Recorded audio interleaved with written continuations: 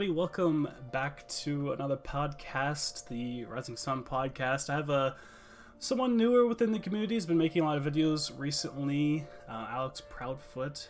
How you doing, man? Yo, what's up?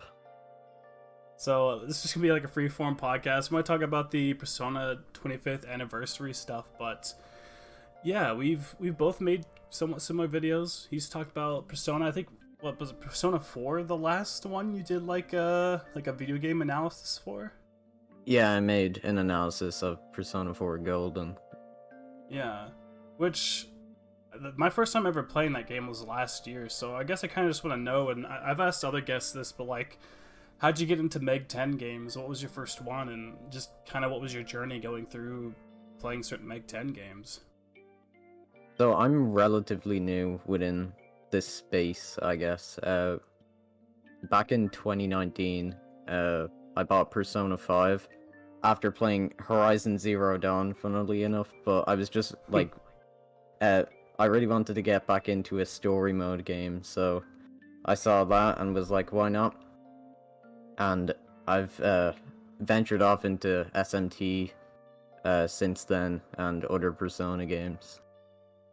Okay.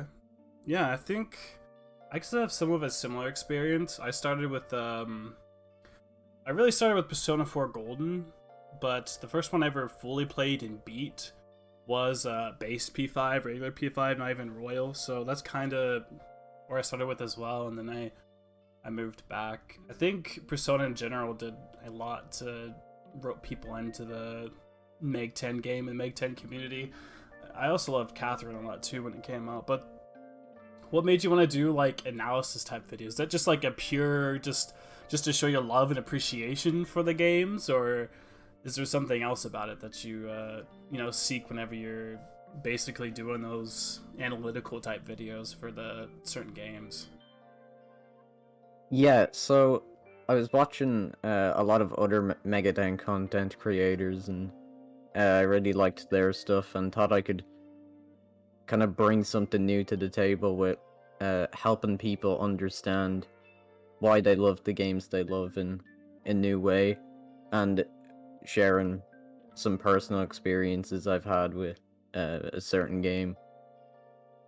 And I've always just Okay. really had fun writing and editing stuff, so yeah. Yeah, I mean, it is like an art form.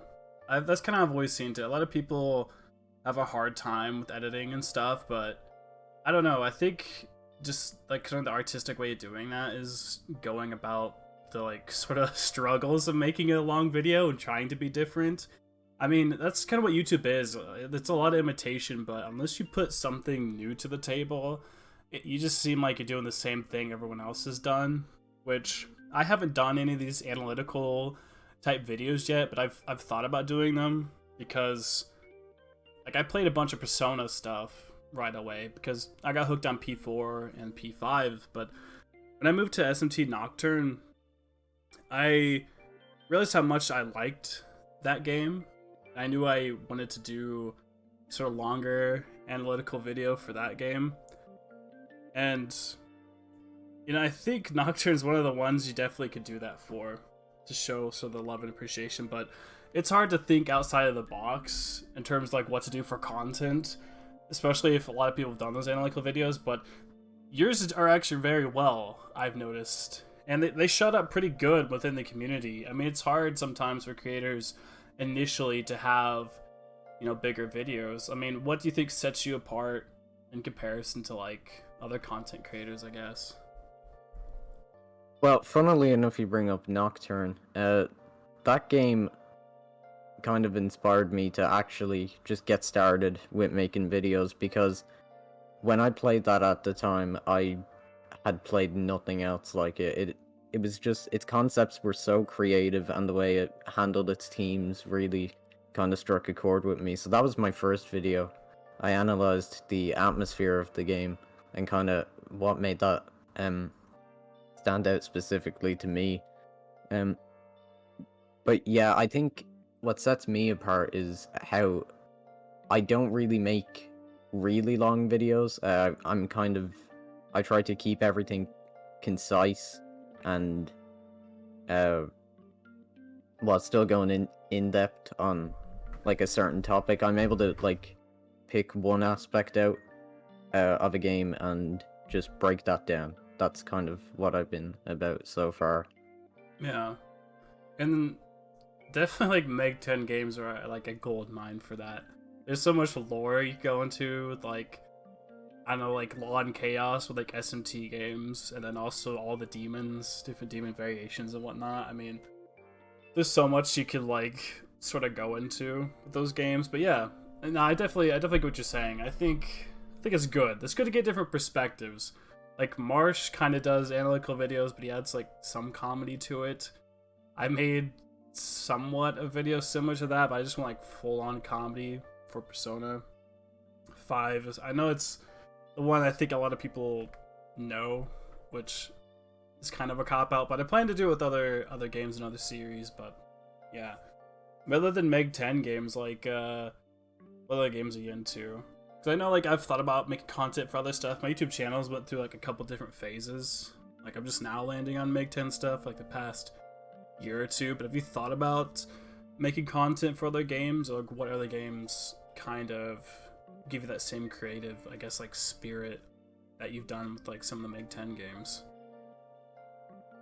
I've thought about this before, and a lot of them really come down to JRPGs. Like, when I got into JRPGs with Persona 5, that's been my main genre ever since then, and a lot of those games, like the Final Fantasy VII Remake, that game was amazing, and I do want to cover that someday. But the main series, apart from Megami Tensei, would have to be Yakuza for me. I love those games. A lot of people told me to play Yakuza. I haven't played any of them. Like, I know Like a Dragon's more turn-based, but I've never played it. So many of my friends are like, dude, if you like Persona and stuff like that, like, you're gonna love this. But I haven't made the jump to Yakuza. I just haven't gave him a shot yet. Yeah, like if you're looking for like really emotional driven story experiences, Yakuza is definitely the way to go. Like, the way they handle open worlds, like, it is really well done in my opinion, with how the side quests are written and the amount of mini games that are packed into this like really small map. It's great. Okay, I mean, I've heard it's like a little more mature as well, which Yeah, I guess like some SMT games are like that too, but like they're full-grown adults in Yakuza, I guess, so maybe can't get more mature than that, which I do want to do. Sometimes it's like kind of whack sometimes playing some of the Persona games and they're kids, and it's like, okay, you know, they think like kids, so sometimes like the most rational thing to do in a certain situation, they don't do it, which I don't know. Maybe Yakuza isn't like that, I'm not sure, but I've heard a lot of people say the story is good, and like I like the Like a Dragon one. I know is turn-based, but I'm not huge on like hack and slashes, I guess, other than Devil May Cry. But what I know, most of the other games are kind of hack and slash like, so I don't know if I'd like the combat. But hey, Yakuza's great. You talked about Final Fantasy. Final Fantasy is also something I've kind of covered on the channel, and Kingdom Hearts. The thing is, like, Square Enix, though, sometimes they're super hit or miss when it comes to their games. Like, I don't know if you've played Kingdom Hearts or not, but, like, it's almost like every other Kingdom Hearts game is good. Some people think of that way with, like, Final Fantasy as well. I really love the remake, too, but, I don't know, they're kind of hit or miss. Like, did you just only play the remake, or have you played some of the older Final Fantasies before? I've only played Final Fantasy VII Remake, but I'm aware of the discourse between Kingdom Hearts and Final Fantasy, and yeah, how Square games can be a little hit or miss. Yeah. Some people don't like the remake, which I'm running through the original 7. I've been streaming it, and I honestly think they're both pretty good for what they are. I think the remake could still do a whole lot more, because like the first, I guess, like couple hours of gameplay, maybe like the first like 1/8 of the original Final Fantasy VII, that's all that's in the remake. So like, I don't know how many parts the remake is going to end up being, but it's going to end up being a whole lot at kind of the pace they're going. But Like in some ways that's good though, because we're just getting that much more story and detail out of the certain places we're getting in the remake, which I do like a lot. But it'll probably be like 5 years till we see remake part 2, which kind of sucks. But I don't know. Like, do you like more like action JRPGs, or do you always like it being turn based? Because I'm super picky on action based, but like turn based, I'm not like super picky. I think both are great when they're handled well. I think I've seen a lot more RPGs pull off turn-based a lot better than action, because I found out a lot of action games are just like hit square to win. Yeah, that's true. Like, I like the way turn-based games can keep me on my toes and like get me thinking about my next move or whatever. Yeah, the And strategy part. yeah, exactly. And it's Yeah. not like super mindless like an action game can be, but I haven't dabbled enough into action games to really pinpoint um, what makes them tick or not. Right. Like the funny thing is, like Final Fantasy VII kind of does a mix of both. You have like turn-based aspects where it like slows down time for moves and stuff, but Yeah, I thought that was yeah, super clever. Like, it's done so well. But Strikers does a similar thing, like Persona 5 Strikers, but I don't like Strikers. It's a lot wait, of people. really?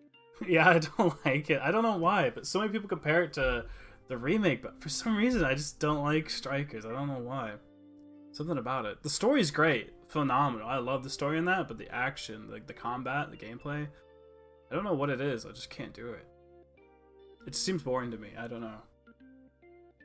Yeah, I can see how it would seem boring, but I don't know. I really enjoyed Strikers. I thought it was great. I feel like I'm the only one who doesn't. Like Hero, the Midnight Channel, he's also like, I like it too, and I'm like, I don't know why I don't. I love that it gives other characters the time they need. Like Haru gets some times in there. You know, she needed a little more story. You know, even I mean, Royal gives her a teeny bit more, but she deserves a lot more. And Strikers does a good job at helping that, especially like even like Futaba and other characters. Getting growth and story is good for that, but I don't know. Combat, I couldn't get past it. I don't know why. The side quests too. I Okay, never really liked. I'm with you on that one. The side quests in that game fucking suck.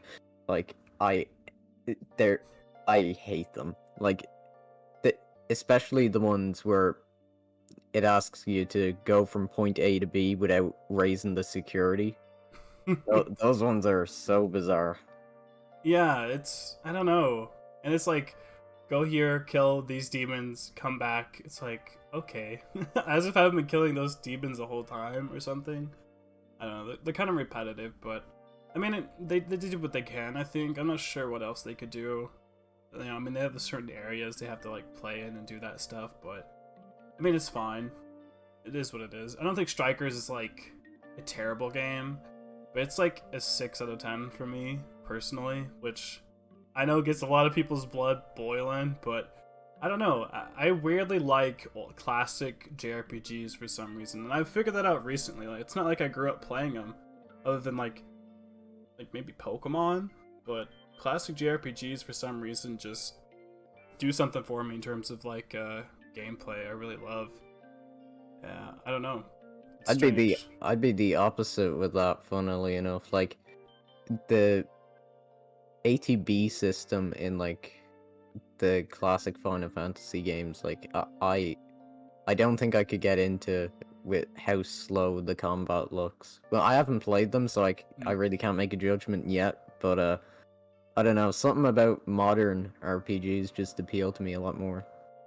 Yeah, yeah. I think it's the simplicity, but some old JRPGs are terrible. They're super clunky. I guess when I mean old, I mean like 2000s old, like Nocturne old. I guess not like 90s or 80s old. Um, Personally, I think Nocturne is my favorite Meg 10 game, at least for now. I haven't played SMT4. I haven't played Apocalypse yet. But I plan to have those. I mean, I have them, but I haven't played them yet. But I plan to play it at some point. But I mean, you were talking about Nocturne too. Like, what's your favorite Meg 10 game, or do you have one? So I go back and forth on this a lot. Uh, but I think it's SMT4. I think that game just exceeded my expectations. Like, the world in that game is amazing. But a close second would be Catherine. I love that game. Oh yeah, dude. Catherine Full Body was such a crazy experience for me when I was playing it. Like, I was already loving the game. I played the original Catherine, not a lot, but when I got Full Body and I was playing it, I started streaming it on Twitch, and Aaron Fitzgerald came in to my chat, who voices Trish and Erica in the game. She was just there talking to me. I'm like, oh my god. Like, she followed me and everything. So that game has a sweet spot in my heart. I'm not sure if I'm a little biased on it because of that interaction or what, but I don't know. I don't mind puzzle games either, I think. But I think like SMT3, Catherine Full Body, and like, I don't know, maybe P4 are my top 3, I'd have to say. I think they all do something different. Like, SMT3's got so much going for it right off the bat, like in terms of like lore and story and everything.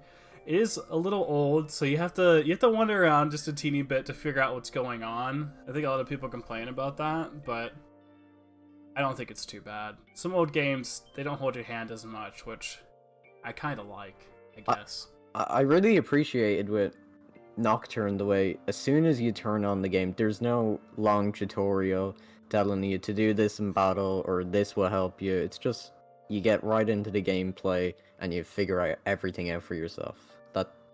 I really appreciate that. Yeah, I totally agree.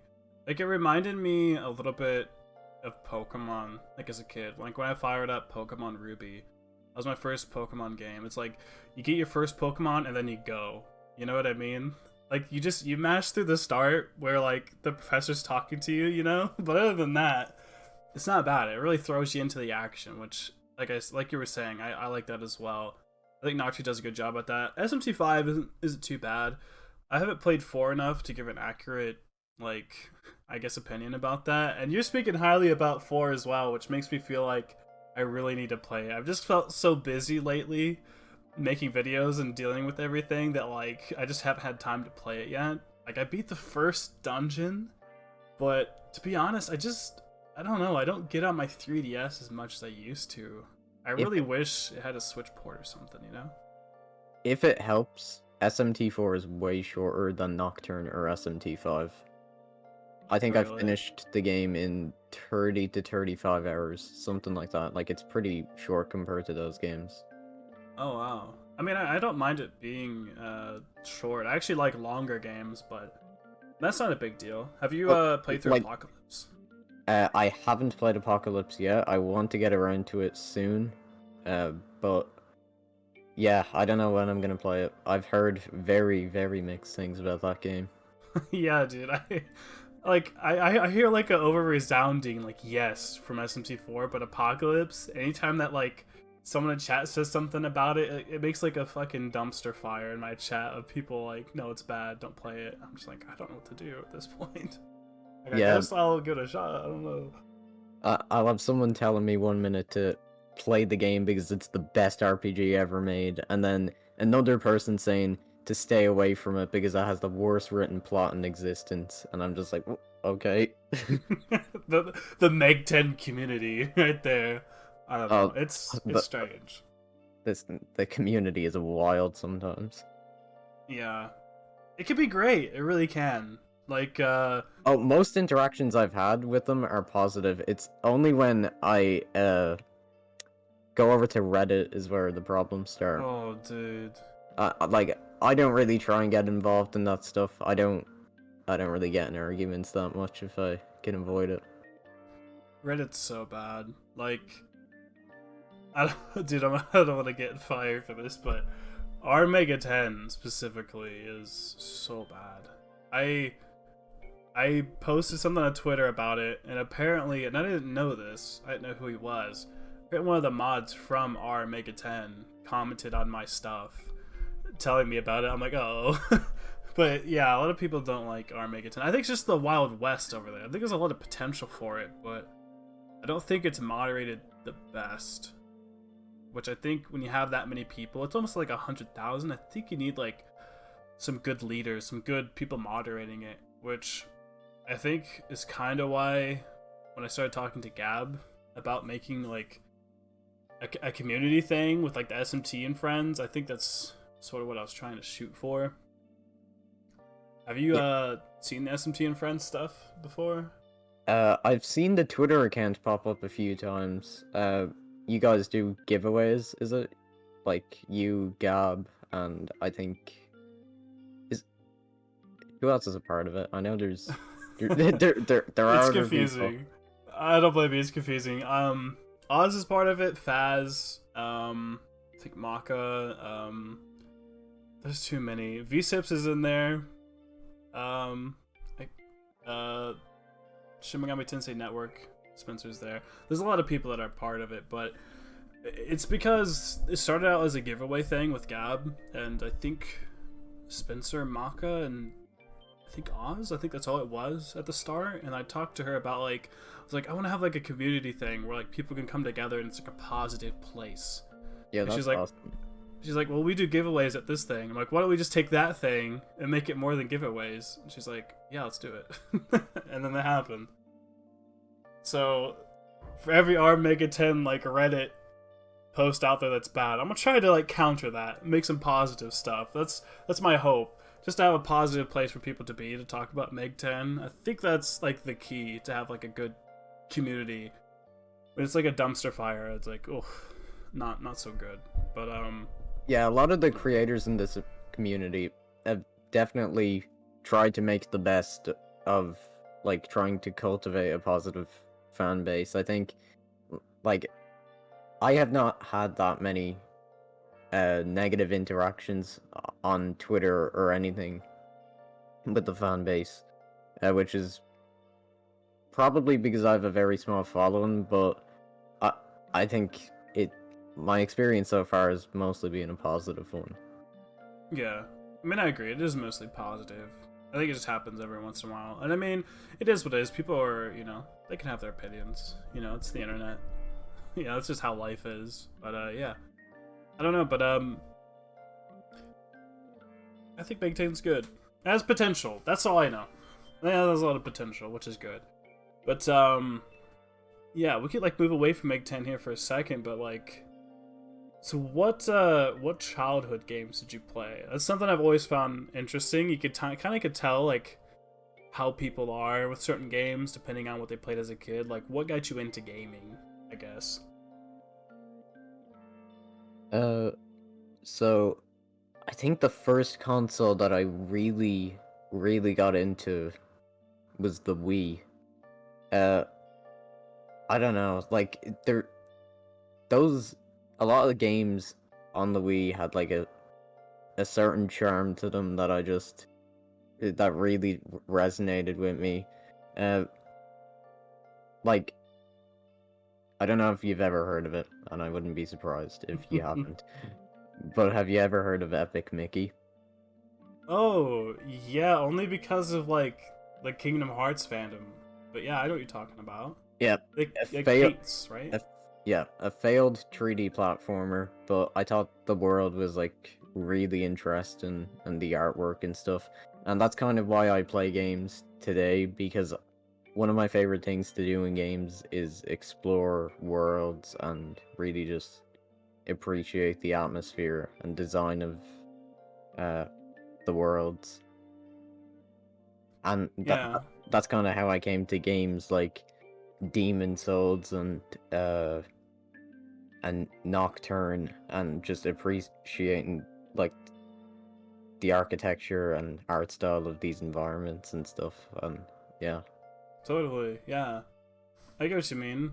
I think like environment and feel is very important for a game. I think that's why I like some like older horror games, because something about bad graphics in horror games actually scares me. I don't know why, but like the Resident Evil remakes have not felt super scary to me because it looks so clean and polished at times.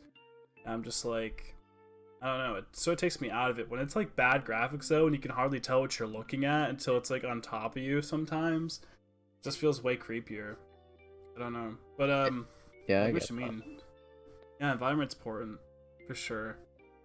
I think some of the first games I ever played was like PS1, PS2 area. I think I'm a little bit older than you. I'm not sure. I was born in '97. I don't know. I'm feeling old. I'm getting old. I'm gonna be 25 this year. Shit. But like I played Spyro, which is like a classic sort of platformer game. Oh If yeah, it wasn't for like games like that, I don't think I'd be into gaming. Platformers were different back then. yeah. I mainly stuck around platformers and just Nintendo games in general. Until I really delved into PlayStation and stuff like that. That's when I really started to get into games. Do you have like a PS2 first, or No, actually, my first PlayStation was the PS4. I only had oh, Nintendo consoles up until then. oh really? Okay. I've been like Sony all my life, like PS1 up to 4. I haven't been fortunate enough to get a PS5. Like college debt hasn't let me get to that yet, but yeah, I've actually never owned. I think I had an N64. That's the only Nintendo thing I have. That I ever played. Which I played like Mario 64 on it, which I guess is pretty good, but I've never played like a single Zelda game ever, which is crazy. Even though I have a Switch, I haven't played Breath of the Wild yet. I haven't played Breath Uh, of the Wild either. It- li- I don't know. I do you want to play Majora's Mask on 3DS? I want to pick that up before the eShop closes. But yeah, I don't know. I've never it's never really captivated me or anything. So I might play it one day. I might not. We'll see. yeah, I getcha. I think. Well, I guess I had Game Boys and a DS, and I'd only buy those for Pokemon. That's all I did it for. I always feel like my love for JRPGs came from Pokemon, but I don't know. Pokemon just feels like such a different game sometimes. Like it does have JRPG aspects. It's turn-based, but it's like a total beast of its own at times. I feel like. Did you ever get into Pokemon? Or ever play those? No, actually, I've never played a Pokemon game. I said I was gonna pick Brilliant Diamond and Shining Pearl up. Never happened. Same with Arceus. I actually don't know where to start with the series because the mixed reception amongst all the games have been. Yeah, I don't know because there's been so many gens of and different types of games now that it's looking like a pretty hard franchise to really get into now. Yeah, I don't blame you. I mean, I really liked Brilliant Diamond, Shining Pearl. I thought Arceus was pretty good too, but Arceus plays so much different. That's the only problem. But it's still good if you like what it is. But I don't know, if I had to recommend where to start, I'd probably say something like Leaf Green, which is like the first Gen 1 remake. So you could kind of start with Gen 1. If not that, then like Heart Gold or Soul Silver, which is Gen 2, but Gen 2 has all of Gen 1 in it, so you might not have to play Gen 1. I think Heart Gold is the best, but I might just be biased because that's kind of like my second Pokemon game I ever played, so that might be why. I don't know. Like Pokemon's good, but yeah, it's very hit or miss. Like X and Y, a couple of gens I skipped out on. Like I didn't get back into Pokemon until the Switch almost. I skipped out on most of the DS games. I only had like one. So, yeah, I don't know. Pokemon's something I feel like you could easily grow out of, especially if they don't innovate. Because some of them just like keep the same formula, which I think is why Arceus is so different in terms of like how Pokemon goes. Yeah, Um, I did notice a lot of the games followed the same formula for years, and then I think maybe that's why Arceus got so much traction. But like obviously every Pokemon game is gonna sell well, but our Arceus just seemed like particularly innovative. Like it done a lot to make it stand out amongst the rest of the games. Definitely. Um, so like, what other newer games have you bought? Like, have you played Elden Ring and stuff? Are you into that? I heard you say Demon Souls earlier. Like, have you give Elden Ring a try? So I have given Elden Ring a try. I've played about 25 hours, I think, of it so far. I unfortunately cannot get into it for the life of me. Uh-oh. Like, I think I got to the end of the academy, and I just got super bored of playing a mage build. I think I'm gonna restart the game in a few months to with a new build, and I'm gonna try and get into it again because I think the combat is great, the replay value is great, and like the level design of that castle at the start of the game was just mind blowing. Like how Yeah. huge it was. Funny you say mage, and you were like saying how you got bored. I chose a mage as well. The sad thing about that game and like most Souls games is like magic characters usually don't ever get anything new till like almost end game. So that might have been why. Like I couldn't find any spells in Elden Ring till like, I don't know, I was like level 60 or something. Like I finally then changed up my spells, so I totally understand what you mean. I totally get it. But I didn't want to go ooga booga big sword. I didn't want to go that route, you know, but sometimes you just gotta do that. There's like so many different swords you can make. There's only like so many spells you could come up with, you know what I mean? Yeah, exactly. Like in Elden Ring, if you're playing as a sorcerer, your first spell, Glintstone Pebble, that's like probably the best spell in the entire game. So you don't need to really change it out that much. But yeah, I think I'm definitely gonna hop into a different class whenever I get the chance to. Yeah. Miracles in that game are like pretty overpowered as well. But yeah, I think like the best spell in the game is like 80 magic or like 80 intelligence, which means like to get that many levels, you have to have like at least 80 something levels or like 60 because you might start with like 20 or whatever, but you have to do so much to get better magic stuff and like the staffs as well.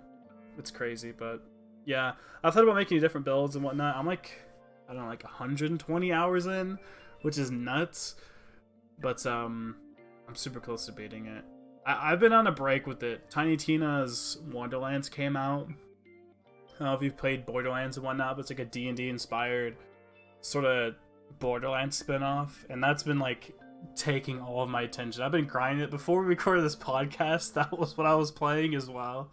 I absolutely love like the Borderlands games, but yeah, I don't know. Have you played any shooter looters or done any of the Borderlands games before? Heard about them?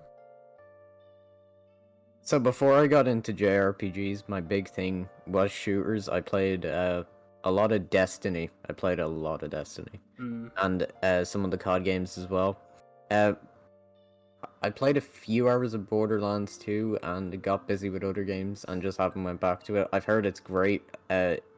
Like the I thought some of the dialogue was really funny and the shooting felt great.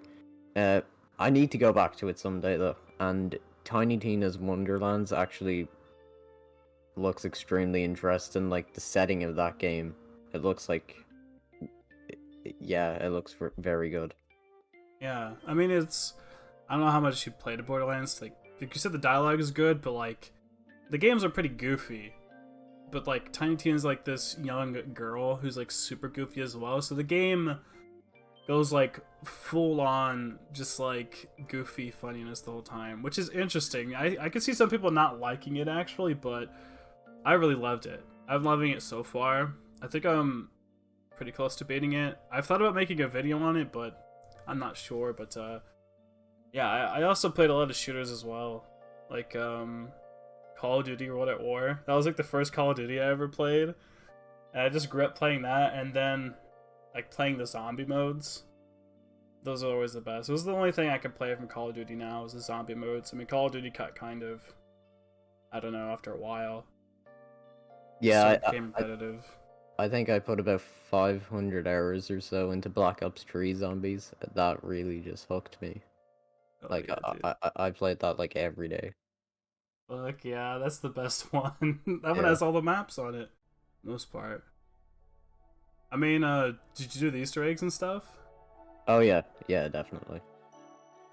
What you play it on? You I played it on PS4. Yeah, it has to be the four. Yeah, I was like, no way that released on a Nintendo console. It's like that wasn't on Wii U, right? But like, nah, there's no way. That's crazy. I actually never met another Meg 10 creator that did zombie stuff. I recorded a custom zombies map that was Persona 5 inspired, and I'm like, how many Meg 10 people out there like play Call of Duty? And I did a vote, and it was like 5% out of 95. I was like, holy shit, nobody knows what I'm doing right now. That's crazy. Yeah, like I see people like Mega 10 fans talking about Pokemon, Yakuza, Final Fantasy, Kingdom Hearts, never Call of Duty. And mainly it's just dunking on it when they do mention it. But yeah, that's cool. Yeah, that's what I was thinking. Somebody just put like in the comment. I think the first comment I got was just someone saying just cringe in capital letters. I was like, yeah, that's about what I expected, but it's whatever. What's your favorite zombies map? We should probably get off of this topic eventually, because like nobody's gonna care. But what's your favorite zombies map? I gotta know. For Black Ops 3, anyway. Uh, that's a tough one. Probably either the default one, Shadows of Evil. I really liked that. There's like a lot of stuff packed into that map, and the Giant as well. I play that a lot with Oh a friend. yeah, dude. Yeah, the Giants are remake, which is like they did such a good job cleaning that map up and making it look good. Definitely, man. Have you played like modded stuff before? Like I don't know how good your PC is if you can play Black Ops 3, but there's like a huge modding community for Black Ops 3 still for zombies anyway. Yeah, I've seen a few of the mods, but I don't own the game on PC, so I haven't tried anything out yet. Anytime you need to play, man. I'm your dude. If you want to play Borderlands, you get into Borderlands, I'm your dude. I have them. Oh man, this is bad. Like I don't do this with a lot of franchises, like other than Skyrim, but I own Borderlands on like PS4, PC, PS3, and like Switch. I own it way too many times, more times than any sane human being does. So, if you want to get into that, man, I'm your guy for sure. Yeah, I was thinking about picking up Tiny Tina on PS5. That might be something that I'll try. Like, how many hours is the main story? Um, at least from what I can tell now, it seems like it's shorter than most Borderlands games. Borderlands 3 and Borderlands 2 are pretty long. Those two at least. Like Borderlands 1, not so much. I don't know. I mean, I haven't beat it just yet, but it feels like it's maybe 50 or 60 hours, somewhere around there. If you do all the side quests anyway, you could just do all main quests and be done. I'm sure that shaves off like 10-15 minutes, but I think somewhere around there. Yeah. Like, I feel like I was never really into the idea of just playing a shooter, like a single player shooter for like hundreds of hours. Like normally, like when I play it, it's normally a one and done. Like I don't really go back to games like that often. Yeah. I think the thing with like shooter games like that, like shooter looters or whatever, is you gotta have friends to play it with, because it gets so boring by yourself. Oh Like, yeah, definitely. yeah, especially like a big open world, you know, like Borderlands, where it's like you get your story elements and stuff, but like once you walk out into the world and you're doing your quests and everything, you're just shooting stuff for a long time. You know, you have to have somebody to talk with, or else you're just shooting random stuff the whole time. You're just hearing gunshots. Yeah, you gotta have like buddies to play with at times. It definitely helps, for sure. I think shooters in general are better with friends anyway. Like even like Overwatch and stuff like that I've played. It's so much better with friends. Overwatch is one of the best shooters of all time. I love that game. That's Yeah. so good. Would you play PS4? I assume you play that on. Yeah, PS4. Crazy. Yeah, like I don't know, what kind of player are you on Overwatch? I know we should get out of shooters, but I just want to know now. Uh, I mainly played tanks.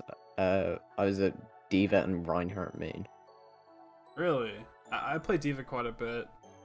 I heal a lot, but not because I want to. I'm good at it, and I know our team will win if I do it. But I don't want to do it. I could just take one for the team, and I'm like, fuck, I guess I'll do it, I guess. I play a mean Lucio, and like, Mercy's, you know, pretty good too, but yeah. I actually got to meet D.Va's voice actor, Charlotte Chung, I think like awesome. 3 years ago at the Comic-Con in my state. It's pretty cool. That's really cool. Yeah. It's great. Overwatch 2 is supposed to be a thing. Like, I don't know if you've kept up with that, but I think they're doing beta stuff next month for it. Certain people who sign up. I don't know. I don't know what to think about it. It's weird because, like, I don't know if it needs a second game or not. It's sort of weird. I don't think it needs a second game. It might need, like, an expansion, but I don't think it needs a second game. Like, I'm looking at the game and I'm thinking, like, how does this warrant €60 or $60? Like, Yeah. The weird thing is, all the new maps are going to be on the old game too. yeah, that's what's crazy about it. I'm like, so I think the main seller is the PvE content. Yeah. So I don't think that's not going to be on the original game. I think that's only on that one. And Yeah. like the Overwatch 2 skins are going to be for that, but I don't know. I don't know if it's supposed to be $6 or not. I'm not sure, but if it is, like, man, that just doesn't make sense. Really. I don't know. Yeah. But I mean, hey, maybe they could blow us away. I don't know. Hopefully it's good. The new modes and heroes and everything look pretty cool. I think that game, like Overwatch, needs reworking and needs new modes because it gets so stale, but you know, Overwatch 2 might do it. Who knows? Hopefully. We'll have to see. But like, speaking of like new games and stuff and things coming out, like, have you been keeping up the Soul Hackers 2? Yeah, I've been keeping up with Soul Hackers too. I think it looks good. Like, I wasn't huge into the art style at first, but I've kind of come around to it now. Yeah, I think the art style is kind of like a weird thing too. I think what was wrong with the art style? It kind of bugs me still, but I don't think the game will be bad. But it's like the characters' faces; they look kind of generic. Yeah, to me personally. that was my issue as well with it. Like, yeah. I think it'll be a good game, but and I'll definitely be buying it. But yeah, I'll just wait and see. Yeah, definitely. Like, of course, we're gonna get more content things coming out for it as the as the game approaches. We still have quite a while till it even comes out, so we'll have a lot to see still. I think the story could be pretty good, at least from what they're coming up with. Like the Devil Summoners having different covens that they're kind of a part of, different factions they're a part of. That could work pretty well, but yeah, that sounds really cool. I think the big thing was how the announcement for this game came out of nowhere. Like, if you told me last year that we'd be getting Soul Hackers 2 in 2022, I wouldn't have believed you. Like, I thought it was crazy. yeah, that's like, yeah, who thought? I mean, they're reviving old series, which makes me happy. That makes me feel like, okay, now go revive a couple more. Go grab a couple more and bring them over. Do that. But I mean, yeah, it's crazy. This is like one thing we've had from ATLUS that wasn't leaked for once, which made me happy. I think the biggest tweet I have on my Twitter is me saying something about that, which I think the community agrees, just based on that. Like, so much stuff is leaked, but this to come out of nowhere, it just brought me so much joy. I was so happy about it. But yeah, I don't know. I haven't played the original Soul Hackers, but this game alone, just from the combat and everything, I could tell I'm gonna like it. It should be pretty fun. Hopefully the story looks as good as it's sounding. But Yeah. I think even just walking around the city in that game will be a good time. Like it looks like a dense world. Like I can't wait to explore it. Yeah, it looks like it has a lot of character. Like, even all the different parts of the towns that they've shown so far, and the characters they've shown so far, even like storekeepers and stuff, they look interesting to me, which I think is a good way to pull people in. Make the world look good, then the combat, you know, at the same time. Yeah, definitely. Yeah, for sure. And we can talk about this now. The Persona 25th anniversary stuff. Oh It's boy. like right around the corner. It ain't April yet, so nobody kill us. I know we ain't there yet. I mean, I've been massively disappointed with a certain stuff, but at the same time, I'm also like, you know what? It's like their company, it's their thing to do stuff with. They didn't say right out the bat that the anniversary is going to be about games necessarily. It's just to celebrate Persona. But have you had any expectations or things that you've wanted to see come out of the 25th anniversary, just like in general? It's stuff has definitely crossed my mind where I've been like, yeah, that would be really cool to see. Like bringing Persona 1, 2, Innocent Sin, and Eternal Punishment to modern consoles, but I don't think that'll happen. I haven't been really disappointed with it so far. Like, I like getting Persona 4 Arena Ultimax on modern consoles is really good. That's like getting a new game for me because I haven't played the original, and I picked that up on Saturday, I think, and I played it for 13 hours that day. Yeah, Wow. yeah. Holy shit. I got the game early. I haven't even played it that much. I don't like a whole lot of 2D fighters, but I do. I'm with you on that though. I'm glad we've gotten something. I think a lot of people expected a lot of games to come from this, even like me included. I think, but I think I'm sort of just humbling myself and be like, you know what happens. You know what I mean? Yeah, Right. like I haven't made. I've kind of refrained from making any critical judgments on it yet because it's not over. There's many months left. Like I'm just kind of letting them do their thing for now, and when it's over, I'll kind of assess it and just kind of give my thoughts on it. But I don't think it's been bad so far. Like one game is already pretty good, and if they do something like port Persona 3 or anything for that matter, I think it'll be good. Yeah, I agree. I think my Hail Mary, like, best possible thing I could have that would just make me happy was just something to do with P3 and P4 being brought over. I mean, the originals would be great and all, but I just really don't expect them to try and touch that. Well, I mean, who knows? I might be wrong, and I hope I am, but something with P3 and P4. I know P4 and just where it's at just easily could just be ported over and it'd be fine. I think P3 actually needs, like, cleaned up some way.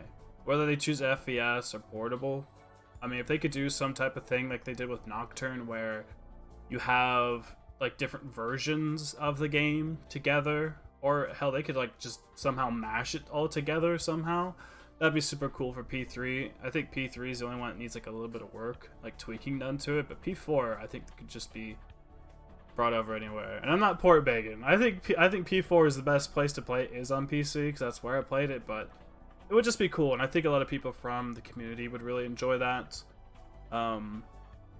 Just in general, because it's a good game. I think a lot of people should play those games. They're worth playing, especially if you liked P5 or you like Meg 10 stuff. They're still solid games, you know. Yeah, like I've currently no way to play Persona 3. Like if I would love that game to be ported over, but P4 I personally don't care as much, but it would be really cool to if other people got to play that game as well, because like as you said, I also played this on Steam. Would you prefer to play it on Steam or like your Switch or something? If you feel like you've never played it before, if you had a choice.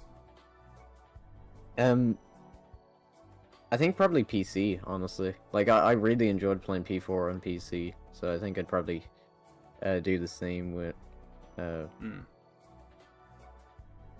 Yeah, I mean, I fully agree. Did you have any crashes or anything? A lot of people talk about how bad it runs. I never had one crash. I streamed the entire game. I have a series of it on my channel.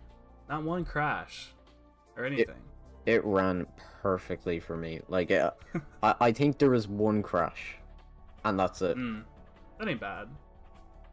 You know, unless you lost a bunch of progress or something. But yeah, like it wasn't too bad.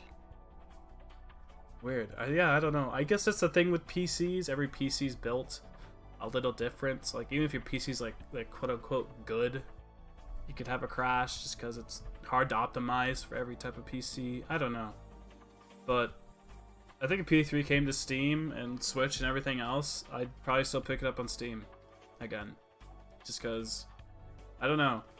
Something about I play everything at my desk anyway. I sometimes play Switch games in my bed.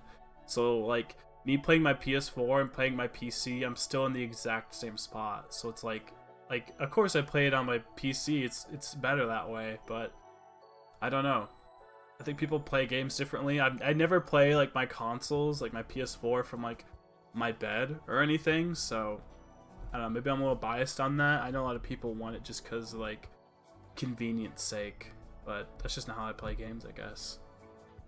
I don't know. Yeah, I'd probably use my Switch the least out of my PC, PS4, and stuff like that. Like, I would like to, like, have the option to play those games, like, on PC and PS5, preferably. Yeah, same. Like, even when SMT5 came out, I played it docked most of the time. I never played it handheld. Mostly because when I was streaming it, but also I just rather have it on a monitor or something like that. I feel like SMT5 is kind of bottlenecked in a way because it could look even better. Like, even certain, like, attacks or moves would cause frame rate issues, and if it was on PC or console or something, I feel like it'd be better, which kind of sucks because I feel like SMT5 has, like, no chance of jumping to, like, PS4 or anything, because most of the SMT games, other than 3 for some reason, they're all locked to, like, Nintendo stuff, so it kind of sucks when certain games have to be on Switch. I think just having, I guess what we're getting at with P3 and P4 being ported over and stuff, it's just good to have them on whatever you prefer, which I think is, like, the basis of, like, why porting and stuff like that would be good. Yeah, absolutely. Like, I think SMT5 was held back by the Switch. Like, the performance issues, and just it's a very good looking game that could look a lot better on, say, a PC or PS5. Yeah, I mean, granted that it is on Switch, it's still pretty good, but yeah. How'd you feel about SMT5 overall? Funny you ask that.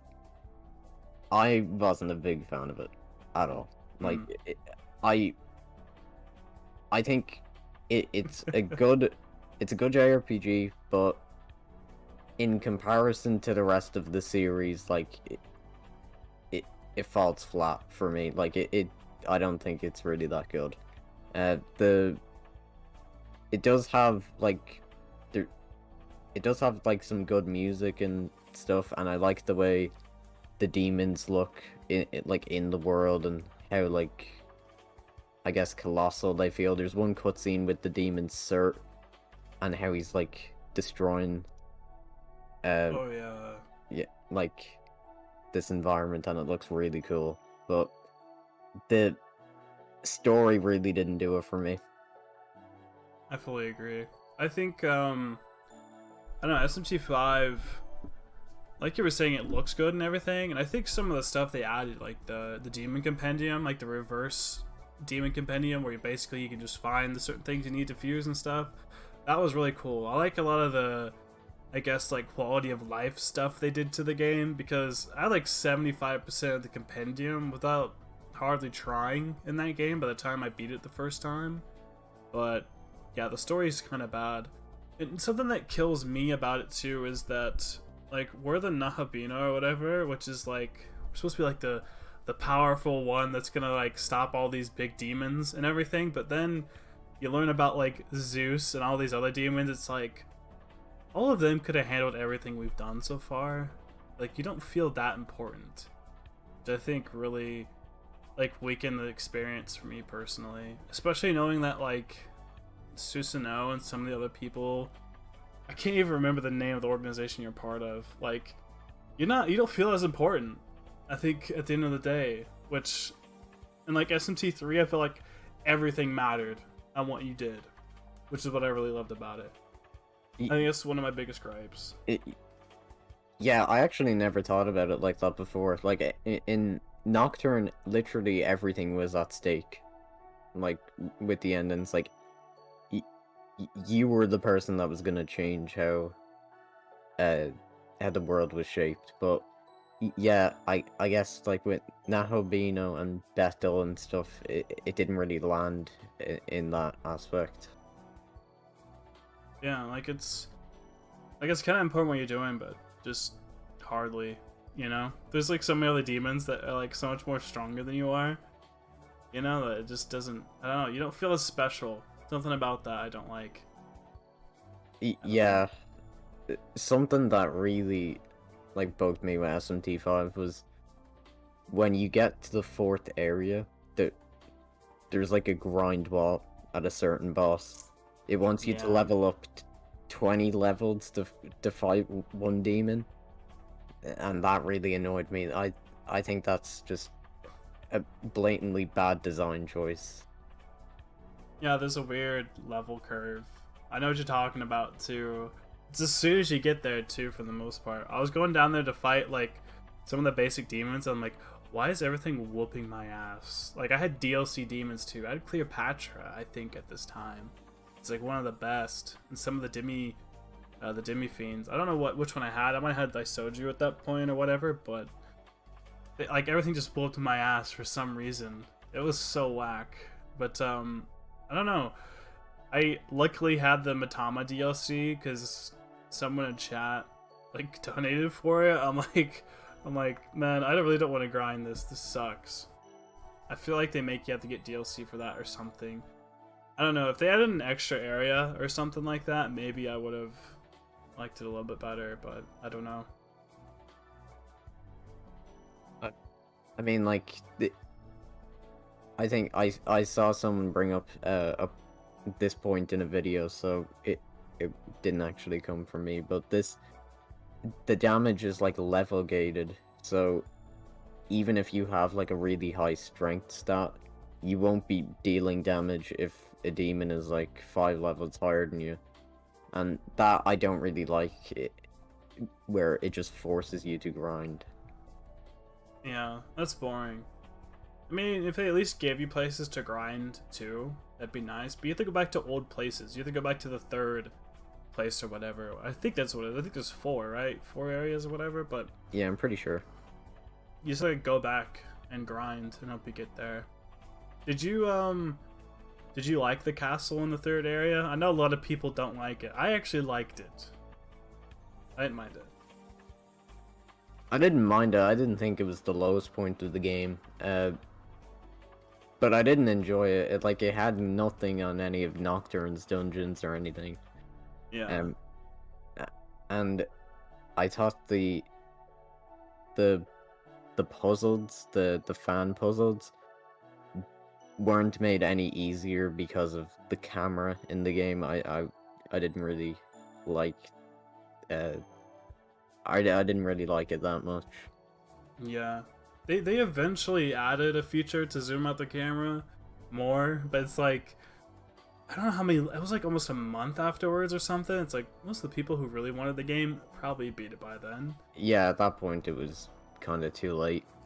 Those brightness stuff too, because like a lot of the sandy parts of the game are like super bright, which is most of the game, which is another thing I hate about it. It's just destroy buildings and sand everywhere. Like SMT3 looks like it would be like that, but no, like you have the sewer, you have the place with the mannequins. Like, there's just so much more variety. Like, the cowboys look different too, but a lot of SMT5 looks the same, sadly. Yeah, like each area feels different, and that was something also in SMT4. But I liked the first area in SMT5, and I was like, cool, can't wait to see what the next area is.